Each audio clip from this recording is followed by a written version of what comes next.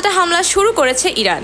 শুক্রবার রাতে কয়েক দফায় তেল আবিব সহ বিভিন্ন শহরে ইরানের ক্ষেপণাস্ত্র আঘাত হানে।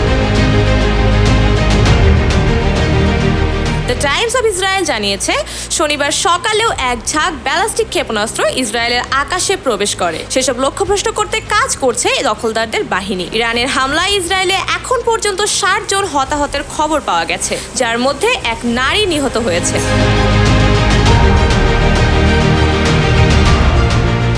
আহত হয়েছেন আরও কয়েকজনের অবস্থা গুরুতর। ক্ষেপণাস্ত্র হামলায় ইসরায়েলের বিভিন্ন শহরে আগুন ধরে যায়। সেসব স্থান থেকে কালো ধোঁয়া উঠতে দেখা যায়। উদ্ধার অভিযানে মোতায়েন করা হয় হোম ফ্রন্ট কমান্ডের সৈন্য। The Times of Israel, Al Jazeera, BBC সহ আন্তর্জাতিক সংবাদ মাধ্যম ইসরায়েলের ক্ষয়ক্ষতির ছবি প্রকাশ করেছে।